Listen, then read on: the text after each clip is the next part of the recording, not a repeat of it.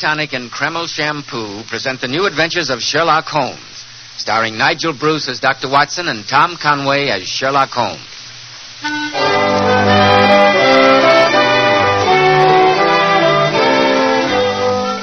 Well, once again, it's time to keep that weekly appointment with our good friend and host, Dr. Watson. Good evening, Mr. Bell. Draw up your chair and settle down. Thank you. That's it. All ready with tonight's new Sherlock Holmes adventure, Dr. Yes, Watson? Mr. Bell. And as I was going over my notes on the case, I came across this. I think it might interest you. Well, what is it? It looks like an ordinary piece of clay. It is clay, but I assure you it's very far from ordinary. This piece of dried earth enabled Sherlock Holmes to solve one of the most diabolical murders that we ever encountered. I call the case The Singular Affair of the Babbling Butler. I can hardly wait to hear the story. I'm sure that you'll wait long enough to have a word with our listeners now, won't you, Mr. Bell? Yes, Dr. Watson, but it won't take me a moment. In a recent poll, women picked the 10 best-dressed men in America. These men were all men at the top: statesmen, governors, movie stars, producers, and millionaires. And I know you'll be interested in hearing how a recent survey showed that Kreml hair tonic is preferred among America's top-flight executives and most successful men. But why shouldn't Kreml be? Kreml contains a special combination of hair grooming ingredients which is found in no other hair tonic. This is why Kreml gives a man's hair such a natural, well-groomed look, such a handsome, clean-cut appearance. Kreml also keeps hair neatly in place longer, with an attractive, healthy-looking luster. Yet it never leaves hair looking or feeling greasy, sticky, or dirty. After you apply Kreml, you can rub your hand over your hair, and your hair feels so delightfully clean. Notice how no greasy film comes off on your hand or on your hatband. Just use a little Kreml in the morning, and at night your hair looks as neatly groomed as when you combed it in the morning. Kreml, Kreml Hair Tonic. Now, Dr. Watson, how about the singular affair of the Babbling Butler? Well, that adventure began on a November evening many years ago. For 4 days, a dense yellow fog had virtually marooned Holmes and me in our Baker Street lodgings. The first day, the great man had spent in cross-indexing his huge book of references. The second and third had been patiently occupied upon a subject which he had recently made his hobby, the music of the Middle Ages. But when on the fourth day we still saw the heavy brown swirl drifting past us and condensing in oily drops upon the window panes, my old friend's active and impatient nature began to assert itself. He started to pace restlessly about our room in a fever of suppressed energy. Confound this fog. Oh, do stop pacing up and down, Holmes. No good getting angry with the weather. That's one problem even you can't do anything about. It isn't the weather, Watson. It's the infernal dullness of the London criminal these days. Come over here to the window. Oh, what is it, Holmes? Look out there. See how the figures loom up, are dimly seen, and then blend once more into the fog. What a night for a thief, for a murderer, Watson. He could roam London as a tiger does the jungle, unseen until he pounces. It's fortunate for this community that I'm not a criminal. Yes, it is indeed. Suppose that I were Brooks, or Woodhouse, or any of the 50 men who have good reason for taking my life. How long could I survive against my own pursuit? A summons, a bogus appointment, and all would be over. What a depressing thought. The only thing that depresses me is inactivity. Why doesn't something happen? Why doesn't someone come to me with a problem? It sounds as if your prayer's been answered. I hope so. See who it is, Watson, will you? It'll save Mrs. Hudson a trip. Yes, of course. It's all right, Mrs. Hudson. Ask the gentleman to come up, please. This way up, sir. You wish to see Mr. Sherlock Holmes? Yes, sir, I do. Then come along in. My name's Watson, Dr. Watson, and this is Mr. Sherlock Holmes. Oh, how do you do, Mr. Holmes, Dr. Watson? My name is Jenkins. I'm butler to Sir Roderick Martin. Sir Roderick Martin? Indeed. Sit down, Jenkins. Oh, thank you, sir. Sir Thank Roderick Martin, isn't he the theatrical producer? Yes, Watson. And he's quite famous in his own circle for his cynicism and a certain mordant wit. Your master needs my services, I presume, Jenkins? Yes, Mr. Holmes, he does. He's in desperate trouble, and he'd like you to come over to his house at once, Well, sir. what kind of trouble is he in? Oh, please don't ask any questions, sir. Just come to the house and see for yourselves. I've long wanted to meet Sir Roderick. I believe it was he who gave currency to that pun. Though he might be more humble, there's no police like Holmes. That's rather funny. No police like Holmes. I'm glad it amuses you, Watson. Oh, sorry. Oh, I implore you to come with. Please, gentlemen, come with me. Whatever your master's problems may be, I think I would enjoy a discussion with him. Perhaps on the topic of humility. Yes, Jenkins, we'll accompany you at once.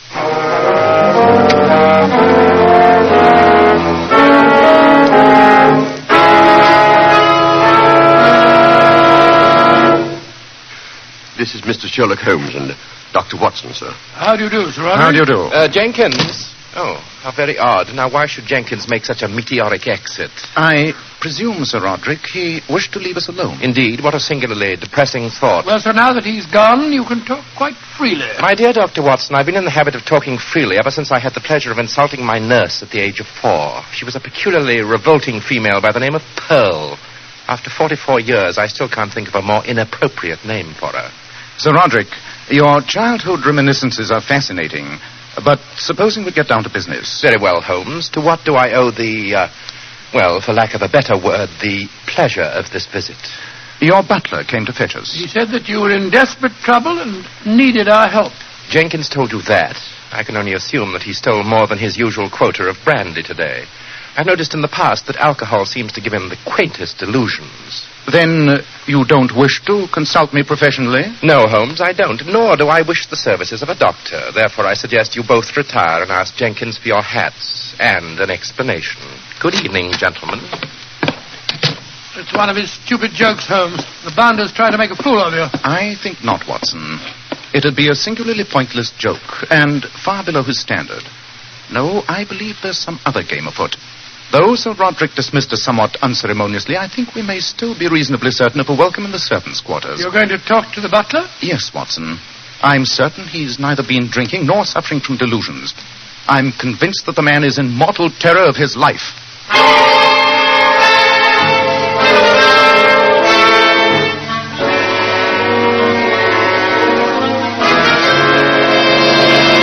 Oh, thank heavens you came to see me, Mr. Holmes. Well, how could we resist it when Sir Roderick told us that your entire story was a lie? Oh, you must forgive me, gentlemen. I was desperate with fear, and I had to attract your attention. But why? You've accomplished your purpose now. You've thoroughly roused my curiosity. But I repeat, why? Because I'm in terror of my life, sir. Someone's trying to murder me, Well, sir. what reason have you for saying that, Jenkins? Last night an attempt was made to kill me. Oh? Please describe the circumstances. Well, sir, I was carrying a keg of wine down into the cellar.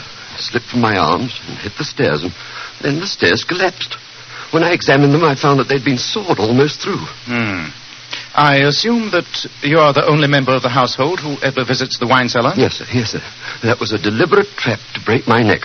Oh, if I'd stepped down, it would have been the end of me. Oh, Mr. Holmes, I'm only a servant. I couldn't pay you much, Now, but... my dear Jenkins, I assure you that Mr. Holmes is as interested in preventing the murder of a servant as he is in saving the life of a prime minister. Jenkins, have you any idea who might want to kill you? There's only one person on earth with a motive for killing me, sir, and that's my master. Sir Roderick Martin. Oh, come, my dear man. You're surely mistaken. What reason do you have for suspecting him? Oh, it's this way, Mr. Holmes. A year ago, a certain lady killed herself when Sir Roderick jilted her. Gracious Well, me. the affair was all hushed up, and nobody knew Sir Roderick was even involved. But her brother swore to avenge her death. That brother is a very close friend of Sir Roderick's, but has never suspected him. Complicated situation, eh, Holmes? Yes, Watson. I take it, Jenkins, you are the only person who knows that your master was guilty? Yes, sir. Yes, sir. And if I were dead, his secret would be safe. No, Mr. Holmes, please, what can I do? I know he's planning my death. You've got to save me, sir. Jenkins, my advice is this. Write a full statement of the circumstances in this case. Sign and seal it and hand it over to me for safekeeping. Inform your master that if anything happens to you, I shall make public the contents of the statement. That's a very good idea, Holmes. I'll do that, sir. I'll do that. I'll bring it to you in the morning. Splendid. Come on, Watson. Oh, by the way, Jenkins, what's the name of your doctor? Doctor, sir, I never said... You never said what? Yeah, doctor, yes, sir, yes, sir. Dr. David Stanley in Wimpole Street. Dr. David Stanley. I see. Well, good night, Jenkins. We shall expect you in the morning.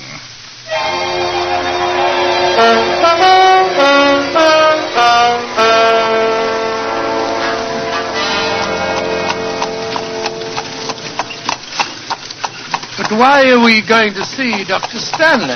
Firstly, because I want his physician's opinion as to whether Jenkins might be suffering from hysterical delusion. Well, as a doctor myself, I say that's more than likely. I must say his actions tonight hardly seem the behavior of a sane man. When a man is badly frightened, Watson, it's sometimes hard to judge his actions by more rational standards. Incidentally, did you notice the way he started when I asked him the name of his doctor? Almost certainly Dr. David Stanley is the vengeful killer. By George, now that you mention it, I do remember hearing some gossip in Harley Street about Stanley's sister killing herself. But nobody seemed to know the motive. Here's the house, Watson. Well, let's hope the doctor's at home. If he isn't, we haven't come very far out of our way. Want me to wait for you, Governor? No, thank you, cabby. Here you are. Ah, thank you, Governor. Giddy up. I can hear a piano playing. Someone is at home. That seems an eminently logical deduction. There's no need to be funny, Holmes. Good evening. My name is Sherlock Holmes, and this is my colleague, Dr. Watson. How do you do? I'm Mrs. Stanley. We wondered if we might have a few words with your husband. With David? Well, come in, won't you, gentlemen? Mr. Holmes, you're a detective, aren't you? Yes, Mrs. Stanley. I hope you haven't come here to talk to David about his sister's death. Not directly, madam. Though my mission is not unconnected with that tragedy. Then I can't let you see. Well, really, Mrs. Stanley, my friend only wishes No, gentlemen. For the sake of his sanity, I daren't let you talk to him. Ever since his sister died, he's been like a soul tormented. He spends most of his time in there playing those frightening compositions of his on the piano. I can't let him be subjected to any more questioning about his sister. Even I daren't mention her. Sylvia, I heard voices. Who are these gentlemen? It's Mr. Sherlock Holmes and Dr. Watson, dear. How do you do, Dr. Stanley? I hope we're not intruding, sir. The great Sherlock Holmes and his friend Dr. Watson intruding? Well, of course not. I'm flattered. Come in, gentlemen. Please don't say anything about his sister's death. Don't worry, Mrs. Stanley. We won't. No, of course not. Holmes, I believe you're something of a musician.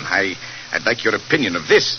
David, dear, they haven't come here to listen to music. I don't care what they came here for. This is what they're going to hear.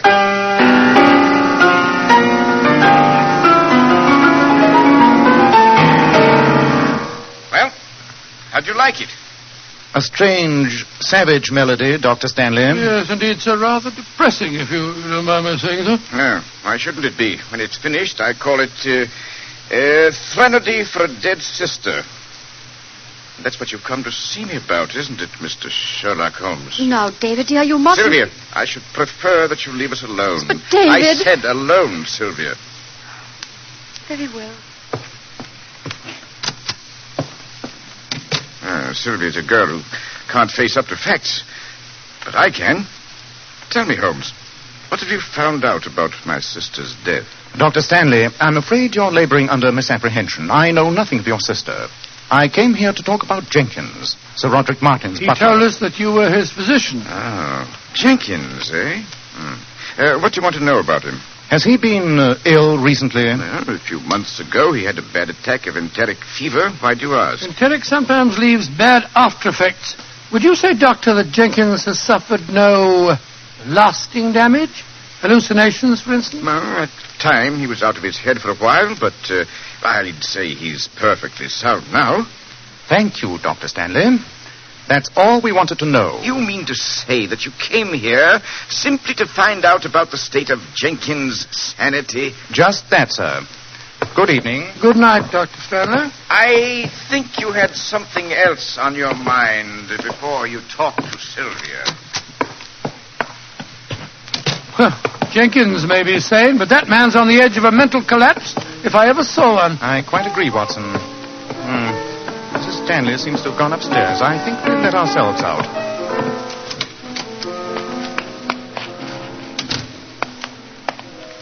Well, Holmes, that was rather a fruitless trip. We didn't learn much there, except that Jenkins is compos mentis. I disagree, old chap. We learned a great deal more than that. Tomorrow morning I shall lose no time in calling on Sir Roderick again. That horrible fellow? For heaven's sake, why? Because he's the focal point in a grim tragedy. Inevitably, either he will kill Jenkins, or Dr. Stanley will kill him.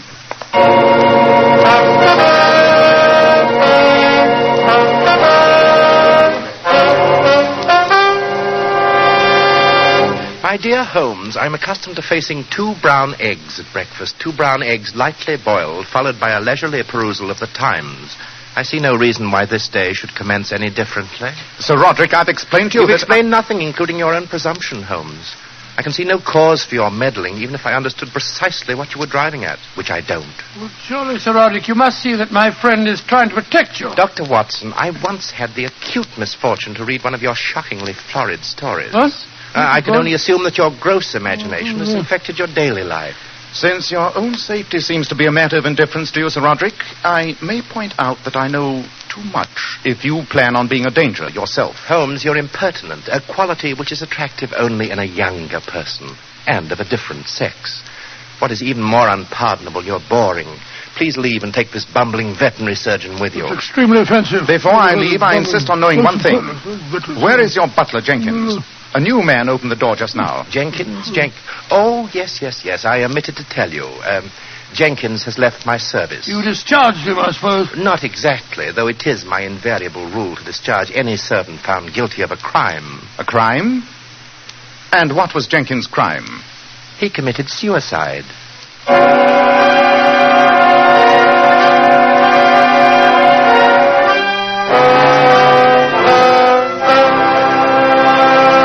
In just a moment, we shall hear more about this ironic crime of suicide. But first, men, nice-looking, attractive hair means so much to a man's appearance. And one of the first requisites of handsome, healthy-looking hair is a hygienic scalp. So start at once. Take better care of the hair you've got. Change to Kreml Hair Tonic. No other hair tonic keeps the hair more neatly in place without looking or feeling greasy. But men, Kreml does lots more than keep hair looking handsome. Its light oils have a fine lubricating effect on a dry scalp. At the same time, it removes itchy, loose dandruff. Notice how alive, how invigorated your scalp feels. And men, you like to massage Kreml on your scalp because it's such a clean hair tonic. Never feels greasy or sticky. And if your hair is so dry that it breaks and falls when you comb it, Kreml actually helps condition the hair, in that it makes it feel softer, more pliable, and look as if it had some body to it. So men, for handsome groomed hair and a more hygienic scalp, use Kreml daily. Buy a bottle of Kreml at any drugstore. Ask for an application at your barber's. Kreml, Kreml Hair Tonic. That famous modern hair tonic preferred among America's most successful men.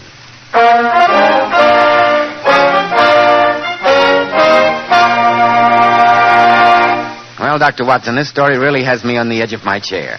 So the butler Jenkins had committed suicide? Well, that's what Sir Roderick told us, Mr. Bell, although we had great difficulty in persuading him to let us examine the dead man's room. Finally, after Sherlock Holmes had pointed out that if we couldn't handle the case, and Scotland Yard certainly would, we were allowed to visit that room of death. The evidence of suicide was apparent. After a brief examination, Holmes turned to me and said, What do you make of it, Watson? obvious signs of strychnine poisoning, Holmes. Quite clearly, a suicide. Yes. The other servants told us that they had to break the door down to get in. It was locked and bolted from the inside. And your examination proved that there was no sign of the lock having been tampered with. Precisely. And he drank the poison from this glass here by the bed. Yes, I'd say that there's been nothing in this glass but strychnine and water. Hello. What's this on the carpet? Looks like a piece of clay. It is.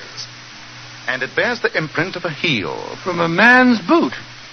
Look at the size. And observe the color of the clay, Watson. This particular specimen is quite rare.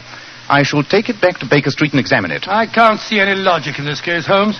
After all, people terrified of murder don't go committing suicide. Patience, old fellow. I'm convinced that this is one case where an hour in the laboratory may aid the solution more than all the logic in the world.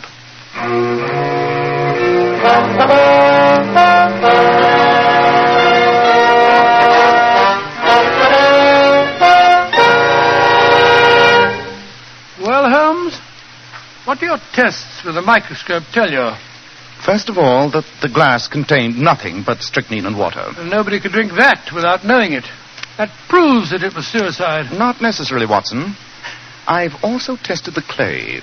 In addition to being a very rare clay, it's oddly impregnated with certain acids and chemicals. Exactly as it might be if a doctor picked it up on his heel outside his house and later went into his laboratory. A doctor? That would explain the poison. Exactly. Jenkins was under his doctor's care. Supposing the physician prescribed a draught to be taken on retiring, why question its peculiarly bitter taste? Jenkins was a frightened man. Undoubtedly, he bolted and locked his door last night and then, trustingly, drank the fatal poison. All of which points to Dr. Stanley. Quite. But I don't understand it. He had a motive for murdering Sir Roderick, and Sir Roderick had a motive for murdering Jenkins. But all the evidence points to the fact that Dr. Stanley murdered Jenkins. It doesn't make any sense. But it does, Watson. Precise, accurate, and terrifying sense. We must return to Sir Roderick's house at once. There's not a moment to be lost.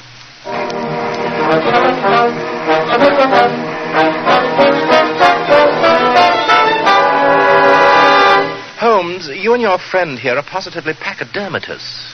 Twice I've told you to mind your own business, and yet you come back for more insults. Am I to assume that you find my personal charm so utterly irresistible? On the contrary, sir, you can assume that your personal charm utterly escapes us. Sir Roderick, the only reason we've returned is because I'm convinced you're in grave danger. As I told you before, Holmes, I'm eminently capable of taking care of myself. In any case, I'm expecting Dr. Stanley, my physician, here in a few minutes. Sir Roderick, by all you hold sacred... I hold nothing sacred, Holmes, save human life. By which, of course, I mean my own. Then, for the sake of your own life, sir, allow us to slip behind that tapestry while your doctor visits you. Behind the arras, eh? The proper place for rats, if I remember my Hamlet correctly.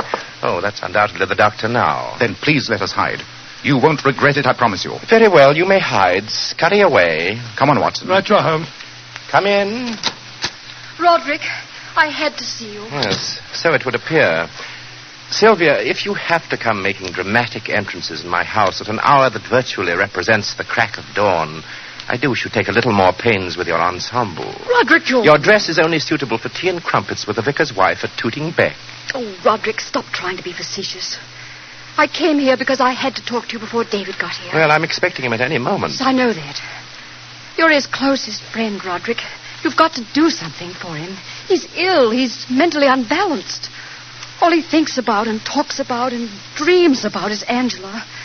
He's even composed a horrible piece of music that he calls... Sylvia! David! What are you doing here? Everyone's being extraordinarily melodramatic this morning. It's a pity, David, but you have not caught your wife and me in a compromising situation. Chiefly, I admit, because I find her somewhat colorless. Roderick, how dare you? I suggest that you leave us, my dear. You...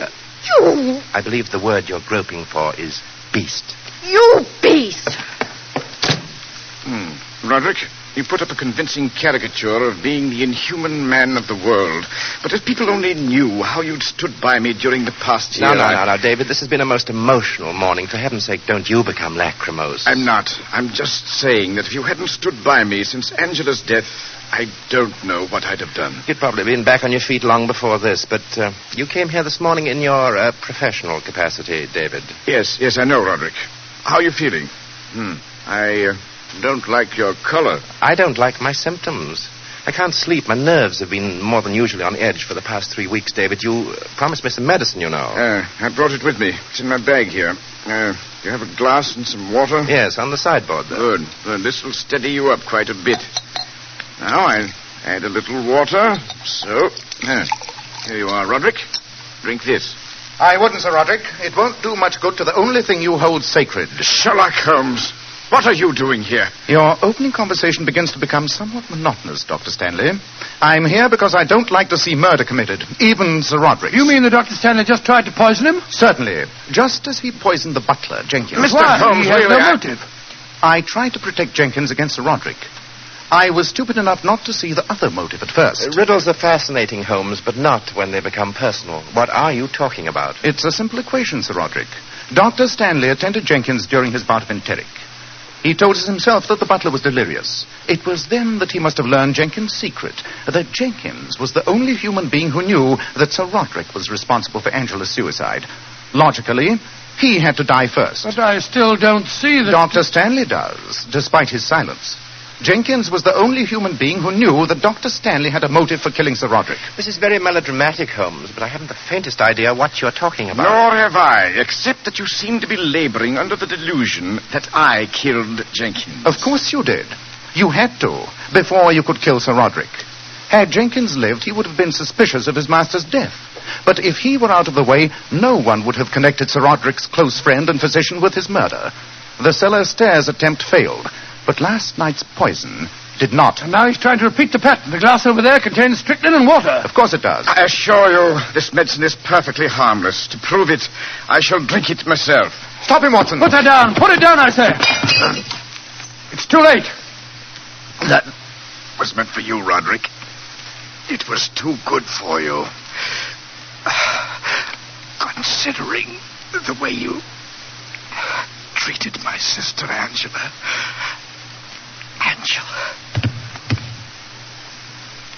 He's dead, Holmes. Yes. And you, Sir Roderick, have escaped a brother's vengeance.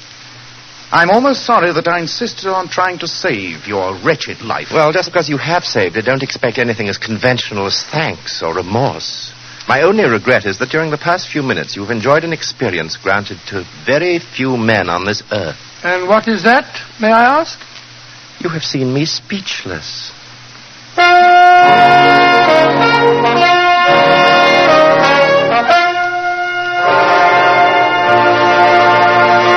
In just a moment, Dr. Watson will be back to tell us about next week's story.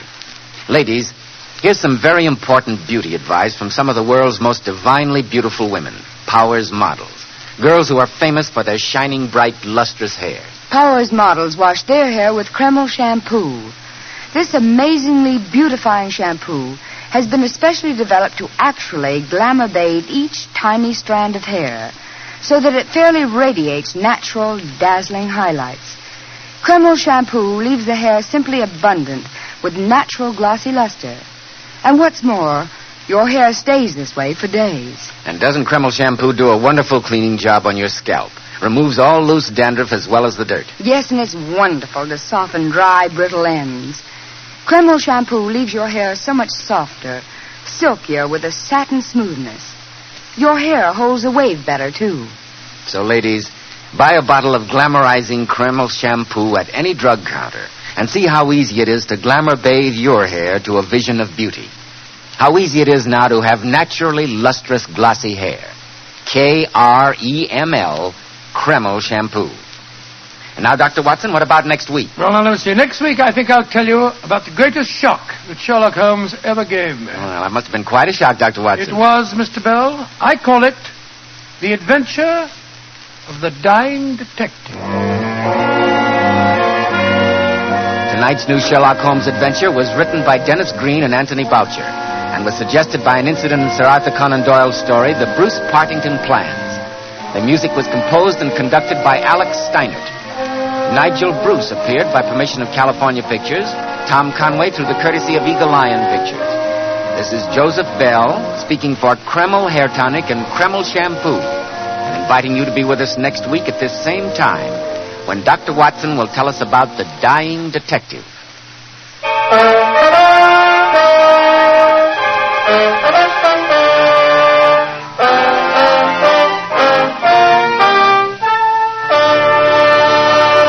ABC, the American Broadcasting Company.